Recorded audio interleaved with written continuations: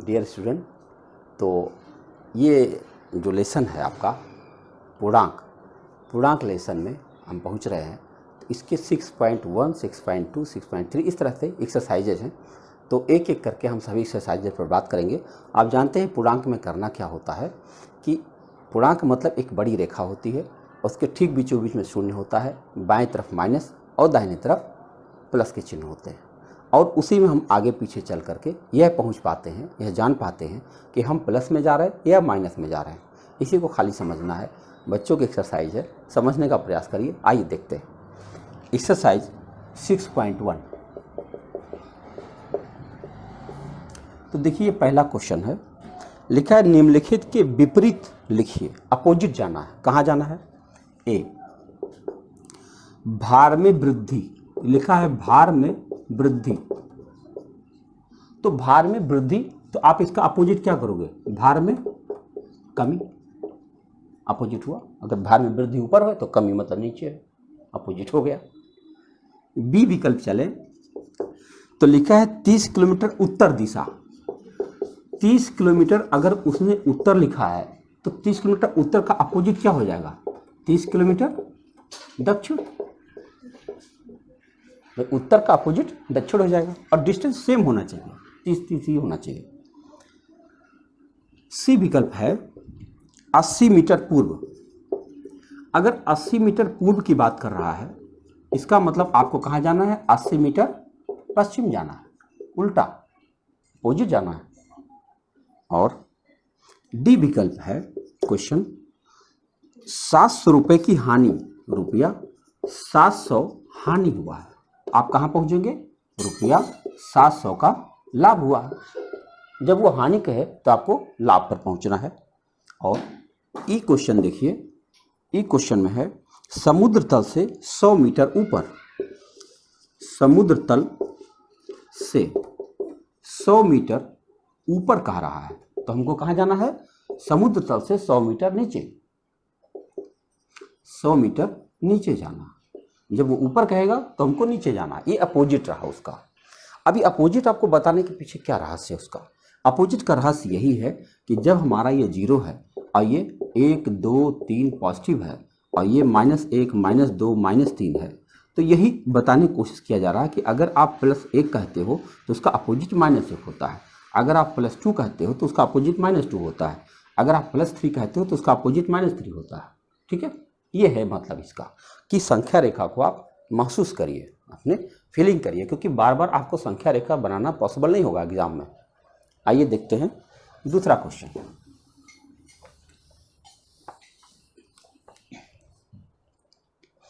लिखा निम्नलिखित में प्रयुक्त हुई संख्याओं को उचित चिन्ह लगाकर पूर्णांकों के रूप में लिखिए। उचित चिन्ह लगाना।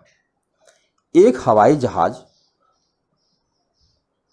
भूमि से 2000 मीटर ऊंचाई पर उड़ रहा है। देखो दूसरा का पहला क्वेश्चन, अगर वो भूमि से 2000 मीटर ऊंचाई पर उड़ रहा है तो आप क्या कह सकते हो?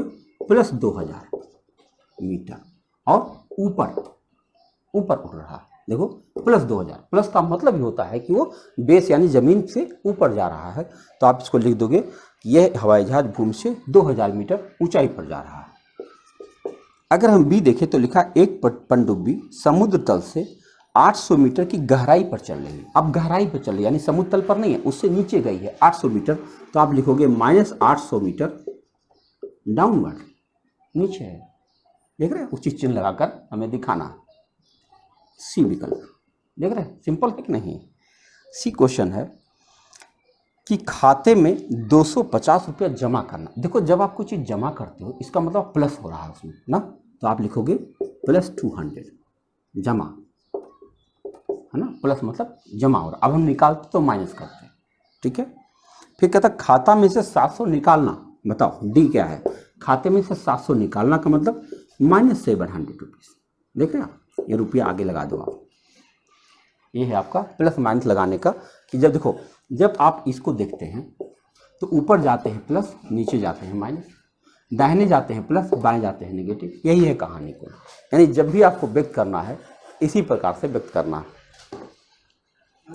आइए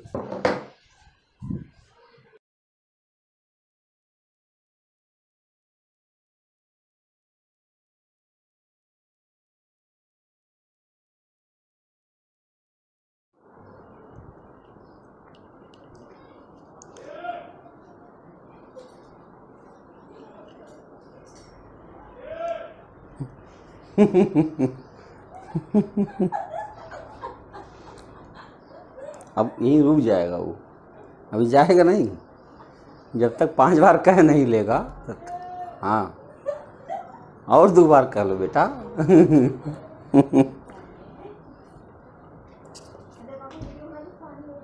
आओ भैया आ जाओ, बोलोगे नहीं ना तो चुपचाप आ जाओ। हाँ तो जाओ, हम चुपचाप उस कमरे में पढ़ाई करो, हम वीडियो बना रहे हैं, बोलना नहीं।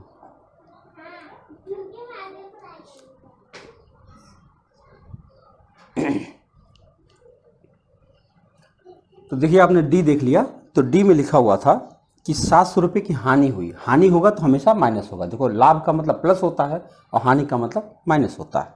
और ई लिखा हुआ है समुद्र तल से 100 मीटर ऊपर।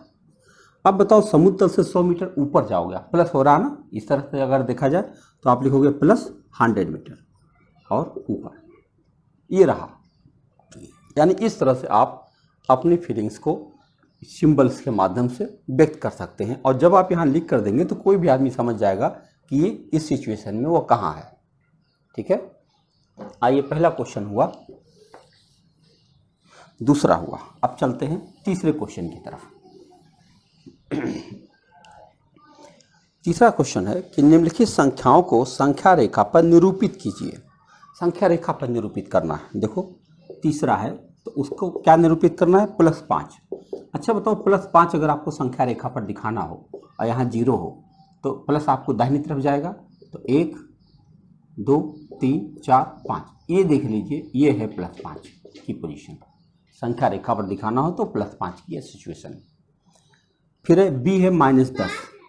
अगर आपको -10 दिखाना है तो देखो कहाँ जाना पड़ेगा, ये 0 है, फिर 1 2 3 4 5 6 7 8 9 10, इस जगह पे आपको -10 की सिचुएशन मिल जाएगी, 0 के लेफ्ट हैंड में। ठीक है, तीसरा है +8। सी विकल्प में +8 आपको दिखाना है। +8 कहाँ मिलेगा, अगर 0 यहाँ पे रहेगा तो 1 2 3 4 5 6 7 8, ये हो जाएगा आपका +8। ठीक है, ये सिचुएशन है आपका +8 का, यानी प्लस का मतलब दाहिनी तरफ जाना है और माइनस का मतलब लेफ्ट हैंड में आना है। और है -1, डी है -1 दिखाना है आपको, तो कहीं भी बना दीजिए 0 और उसके बाद ये रहा -1 लेफ्ट हैंड। फिर है -6, आपको -6 दिखाना है।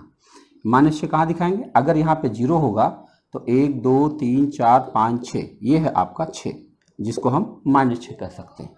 कि संख्या रेखा पर इन गिनतियों की सिचुएशन आपको दिखाया जा रहा है, जिससे आपको आगे चलकर प्लस माइनस करने में आसानी रहे। तो आपका ये तीसरा क्वेश्चन था।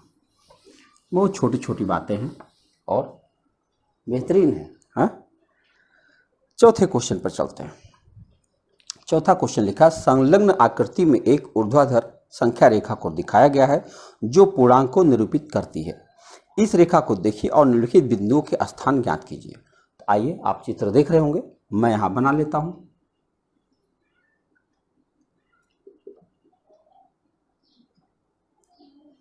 जीरो है, 0 के बाद में 1 2, 2 पर ए लिखा हुआ, फिर 3 छोड़ करके और 4 पर क्या लिखा हुआ है, बी, और फिर 5 पे लिखा हुआ सी। उसके बाद में 6 7 छोड़ दिया गया है, फिर 8 पे लिखा है डी, ये +8 है। और नीचे चलने पर 1 छोड़ दिया गया है, दूसरे पर लिखा है एच, और फिर 1 2 3 पॉइंट छोड़े गए हैं, 1 2 3 पॉइंट छोड़े गए हैं, और फिर लिखा गया है जी। उसके बाद फिर 1 पॉइंट छोड़ा गया है, अगले पॉइंट पर लिखा है एफ, और फिर 1 पॉइंट छोड़ा गया, फिर लिखा गया है ई। तो अगर आप ध्यान से देखें तो इसकी सिचुएशन आप पहले गिनती में लिख लें तो आपके लिए बहुत आसान हो जाएगा। ये है 1, ये 2, ये 3, ये 4, ये 5, ये 6, ये 7, ये सब प्लस के जा रहे हैं, और नीचे जाएंगे तो -1 हो जाएगा, -1 -2 -3 -4 -5 -6 -7 -8 -9 और -10। तो आपने ये पूरा देख लिया। अब इस पर आधारित क्वेश्चन आपको करना है।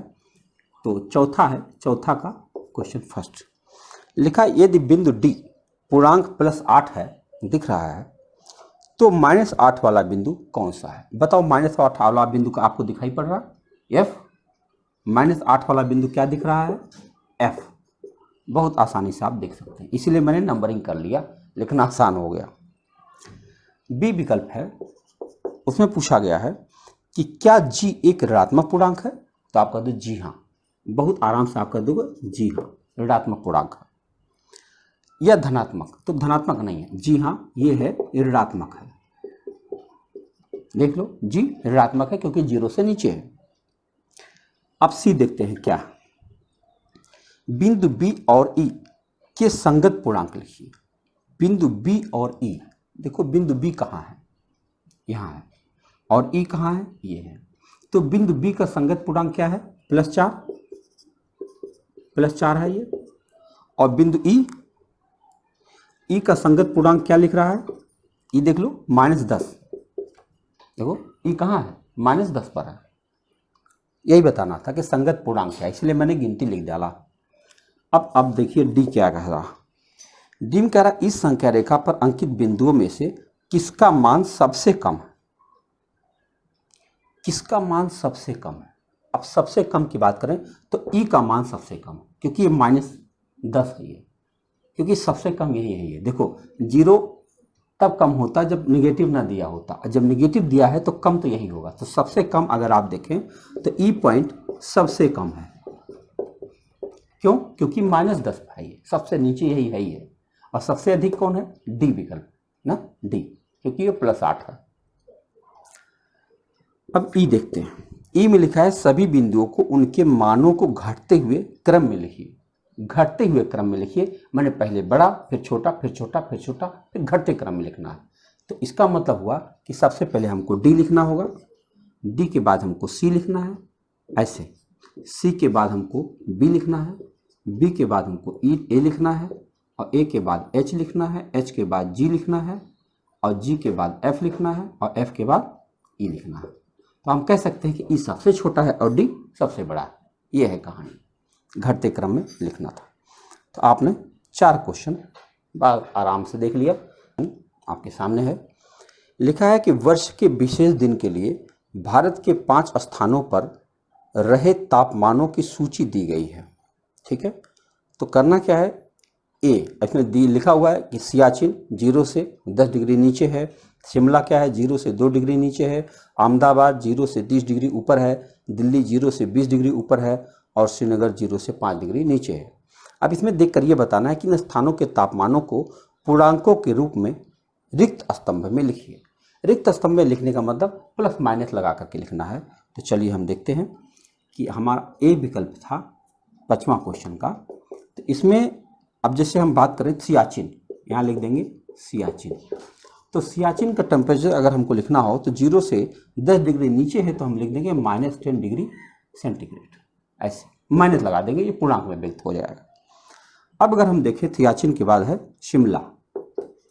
तो शिमला अगर हमको लिखना है तो शिमला क्या है 0 से 2 डिग्री नीचे है तो हम लिख देंगे -2 डिग्री सेंटीग्रेड। फिर है अहमदाबाद। अहमदाबाद इसको जब हम देखते हैं तो अहमदाबाद है 0 से 30 डिग्री ऊपर है तो प्लस हो जाएगा 30 डिग्री प्लस 30 डिग्री सेंटीग्रेड। फिर है दिल्ली। दिल्ली क्या है 0 से 20 डिग्री ऊपर, इसका मतलब +20 डिग्री सेंटीग्रेड। और फिर है श्रीनगर। तो श्रीनगर में आप देखेंगे 0 से 5 डिग्री नीचे है तो हम लिख देंगे -5 डिग्री सेंटीग्रेड। ये आपका ए था, 5वां का ए। अब बी देखिए क्या है, निम्नलिखित संख्या रेखा डिग्री सेल्सियस में तापमानों को निरूपित कीजिए। यानी ये जो डिजिट आपके सामने है इसको आपको इस संख्या रेखा पर दिखा देना है। तो मैं संख्या रेखा बना दे रहा हूँ।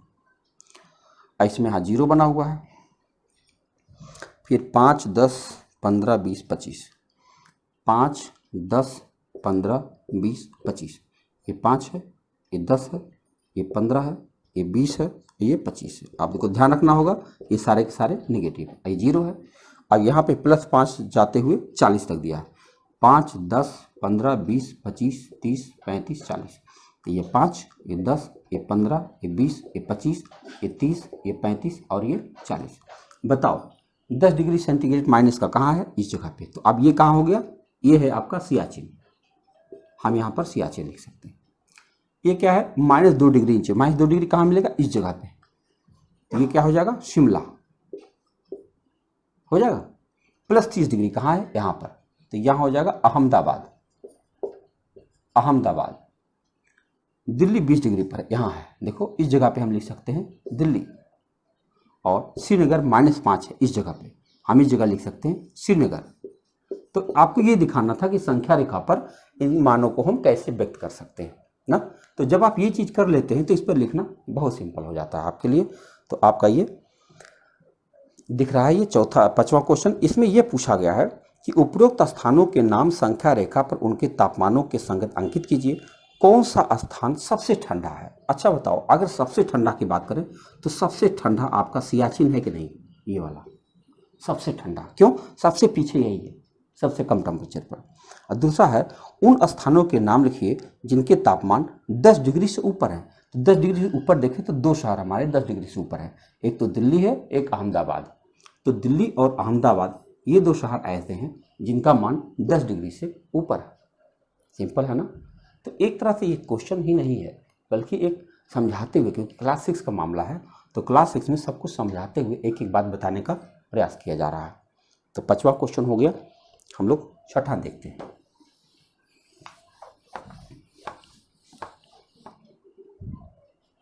इसमें कुल 10 क्वेश्चन है, इसमें हम लोग 6वां पर पहुंच रहे हैं। 6ठा क्वेश्चन है कि निम्नलिखित युग्मों में कौन सी संख्या संख्या रेखा पर दूसरी संख्या के दाईं ओर स्थित है?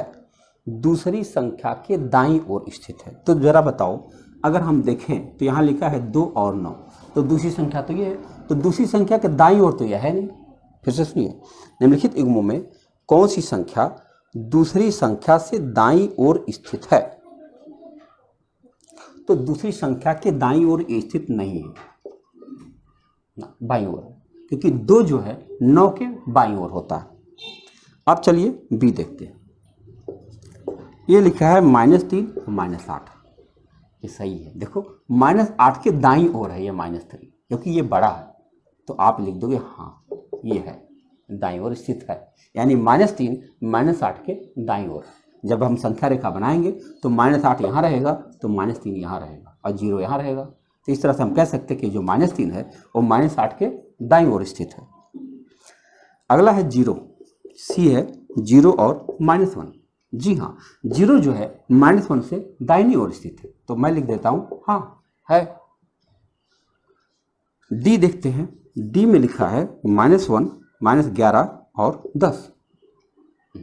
ये नहीं, -11 10 के बाईं ओर स्थित है, दाईं ओर नहीं स्थित। ठीक है, सी विकल्प हो गया। ई विकल्प देखें, -6 + 6 नहीं, -6 6 के बाईं ओर स्थित, दाईं ओर नहीं स्थित। ओके, अब है एफ। एफ में देखिए 1 और -100। जी हाँ यहाँ है, क्योंकि ये जो 1 है ये -100 के दाहिने ओर स्थित है। तो जब संख्या रेखा आप एक बार बना लेंगे और माइनस प्लस की कांस्टेंट वैल्यू समझ ले जाएंगे तो ये बाएं तरफ दाएं तरफ कहना आपके लिए एकदम आसान हो जाएगा, कहीं कोई प्रॉब्लम नहीं आएगी। ओके, अब हम चलते हैं 7वां क्वेश्चन की तरफ।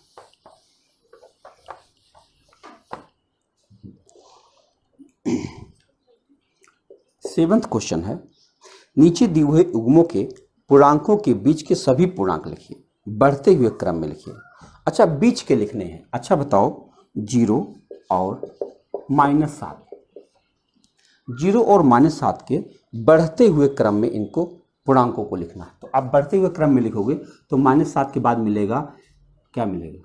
-6, -5, -4, -3, -2, -1, बस। और उसके बाद तो 0 ही है। इनके बीच का लिखना है, यानी 0 नहीं लिखना है, -7 नहीं लिखना है, इनके बीच के मानों को बढ़ते हुए क्रम में लिखना है। ये पहला विकल्प था ए। अब दूसरा देखें बी। इनमें लिखा है -4 और +4 और 4। अगर इसको हम बढ़ते क्रम में देखें तो कहाँ तक जाएंगे? -4 के बाद क्या मिलेगा? -3, -2, -1, 0, 1, 2, 3 बढ़ते क्रम में लिख दिया।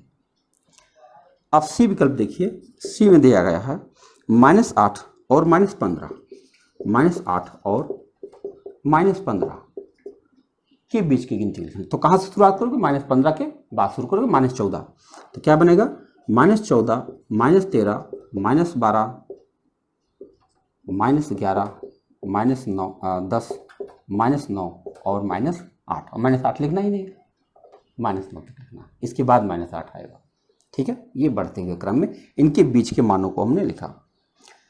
अब चलिए डी लिखा हुआ है -30 और -23 बढ़ते क्रम में लिखना है। तो -30 के बाद क्या लिखेंगे आप? -29, -28, -27, -26, -25, -24, क्योंकि -23 लिखना नहीं है, इनके बीच का लिखना था। यानी इन दोनों पूर्णांकों को छोड़ करके इनके बीच के मानों को हमें बढ़ते हुए क्रम में लिखना था। यह था आपका क्वेश्चन 7th। इजी चल रहा है। अब देखिए 8वां क्वेश्चन। 8वां क्वेश्चन है कि -20 से बड़े 4 ऋणात्मक पूर्णांक लिखिए। अच्छा बताइए, -20 से बड़ा होना चाहिए और ऋणात्मक होना चाहिए। तो -20 से बड़ा करोगे तो -19 20 से बड़ा है, -18 20 से बड़ा है, -17 20 से बड़ा है, -16 20 से बड़ा है, -10 से भी बड़ा है, -11 20 से बड़ा है, -6 20 से बड़ा है। बहुत सारी संख्याएं हैं, तो उसमें से केवल 4 लिखना था, तो हमने लिख दिया। फिर कह रहा है बी क्वेश्चन में कि -10 से छोटे 4 पूर्णांक लिखिए। अच्छा बताओ, -10 से छोटा हमको लिखना है, तो -10 से छोटा क्या लिखोगे आप? -11 है, -12 है, -13 है, -14 है, जहाँ तक जाना चाहो जाओ, है ना, अनंत तक फैला हुआ है। तो ये बताने की सिर्फ एक कोशिश किया जा रहा है कि संख्या रेखा का जो कॉन्सेप्ट है वो आपको क्लियर हो पा रहा है कि नहीं। अगर क्लियर होगा तभी इस तरह के सवालों का जवाब दिया जा सकता है। अब आइए 9वां क्वेश्चन, ए विकल्प देखते हैं। लिखा है निम्नलिखित कथनों के लिए सत्य अथवा असत्य लिखिए। यदि कथन असत्य है तो सत्य बताइए क्या होना चाहिए। संख्या रेखा पर हम ए पढ़ रहे हैं, संख्या रेखा पर -8 -10 के दाईं ओर स्थित है। -8 -10 के दाईं ओर स्थित, हाँ सही है, -8 -10 के दाईं ओर स्थित है, एकदम स्थित है। जब आप संख्या रेखा बनाएंगे तो यहाँ अगर -10 मिलेगा तो इस जगह पे -8 मिलेगा, तो आप कह दोगे दाईं ओर स्थित है, तो आपका उत्तर हो गया सही है, ट्रू है।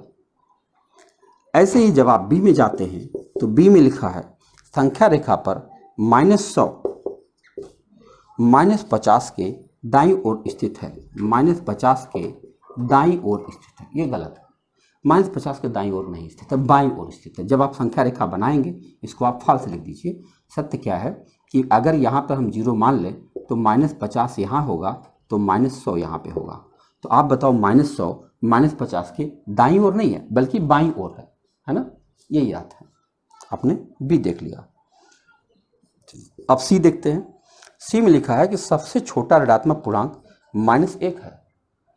भाई सबसे छोटा -1 तो नहीं है, सबसे छोटा ऋणात्मक पूर्णांक बता ही नहीं जा सकता, वो तो अनंत में चला जाएगा ना। ये संख्या रेखा जो है, जो आपका ये है 0, तो ये -1 -2 -3 ये जो जा रहा है ये कहाँ तक जाएगा? ये इन्फिनिट तक जाता है। तो आप -1 को सबसे छोटा कैसे कर सकते हैं? नहीं कहा जा सकता। हाँ, अगर कुछ संख्याएं दी जाती और उसमें -1 भी होता तो हो सकता था, उस ग्रुप में -1 छोटा हो सकता था, लेकिन ऐसे कहना कि -1 सबसे छोटा ऋणात्मक पूर्णांक है, ये गलत है। इसको आप क्या कह देंगे? फॉल्स। फिर लिखा है -26 -25 से बड़ा है। डी देखो, -26 -25 से बड़ा है, गलत बात, छोटा होना चाहिए, फॉल्स। जो -26 है -25 से छोटा है, क्योंकि संख्या रेखा पर अगर आप देखेंगे तो संख्या रेखा पर अगर -25 यहाँ पे होगा तो -26 यहाँ पे होगा, तो छोटा है, बड़ा नहीं है, इसलिए इसको फॉल्स कह सकते हैं। तो अच्छा आप बताइए कि इस चैप्टर के अंदर आपको क्या दिख रहा है? केवल एक संख्या रेखा को समझने की बात की जा रही है कि एक संख्या रेखा को आप कितना बेहतरीन तरीके से समझ पा रहे हैं। तो हम लोगों ने 9 क्वेश्चन देख लिया है। अब आइए 10वां देखते हैं। 10वां क्वेश्चन है आपका, एक संख्या रेखा खींचिए और निम्नलिखित प्रश्नों के उत्तर दीजिए। आइए 10वां है, तो हम पहले एक संख्या रेखा खींच लेते हैं और यहाँ पर हम 0 लिख देते हैं और यहाँ पे संख्याएं प्लस की रहेंगी और यहाँ पर माइनस की रहेंगी। अब आइए पहले क्वेश्चन पढ़ते हैं। ए में क्या कहा गया है, यदि हम -2 के दाईं ओर 4 कदम चले तो हम किस संख्या पर पहुंच जाएंगे। -2 से 4 कदम दाहिनी तरफ, तो देखो 1 2 3 4 5 6 7 8 हम चल रहे हैं और यहाँ पर देखो 1 2 3 4 5 6 7 8 ऐसे लिख दे रहे हैं, 1 2 3 4 5 6 7 8 और यहाँ पे -1 -2 -3 -4 -5 -6 -7 ऐसे लिखते चलें। तो -2 से 4 कदम हमको राइट चलना है। देखो कह रहा -2 के दाहिनी तरफ 4 कदम चलो, तो 4 कदम चलोगे तो देखो 1 2 3 और 4 कहाँ पहुँच गए, +2 पर पहुँच गए आप। -2 से 4 कदम अगर आप दाहिनी तरफ चलेंगे, यहाँ एरो बनाते रहिए कि हम इधर ही जा रहे हैं, कहाँ पहुँच जाएंगे, +2 पर पहुँच जाएंगे। ओके, अब बी क्वेश्चन देखिए, बी में क्या कह रहा है, यदि हम 1 के बाईं ओर 5 कदम चलें तो हम किस संख्या पर पहुँच जाएंगे।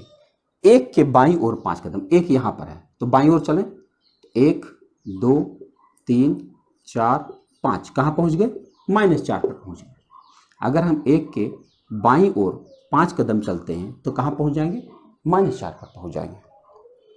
ऐसे ही सी देखिए क्या कह रहा है, यदि हम संख्या रेखा पर -8 पर हैं, -8 यहाँ पर है, ठीक, -8 पर है, तो -13 पर पहुंचने के लिए हमें किस दिशा में चलना चाहिए। -13 चलने के लिए आप और बाईं तरफ चलना चाहिए, और आपको बाईं तरफ चलना चाहिए, बाईं तरफ। यही पूछा है कि हमको किस तरफ चलना चाहिए, तो बाईं तरफ ही चलना चाहिए, दाहिने तरफ नहीं।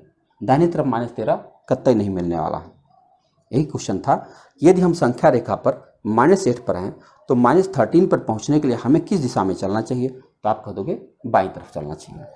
और आखिरी है डी, इसमें कहा गया यदि हम संख्या रेखा पर -6 पर हैं तो -1 पर पहुंचने के लिए हमें किस दिशा में चलना चाहिए। देखो -6 पर हैं और हम -1 पर पहुंचना चाहते हैं, तो हमें किस दिशा में चलना चाहिए, दाईं दिशा में चलना चाहिए, दाईं तरफ। अगर हम दाईं तरफ चलेंगे तब हम जा करके -1 पर पहुंच पाएंगे। तो देखिए विद्यार्थी, कितना सिंपली हम लोगों ने यह देख लिया। एक्सरसाइज 6.1 ईजी है, बेहद सिंपल है। केवल एक संख्या रेखा को बढ़िया से समझ लीजिए तो यह पूरा का पूरा चैप्टर यानी कुल 3 एक्सरसाइजेज आपके बहुत आसानी से क्लियर हो जाएंगे। धन्यवाद।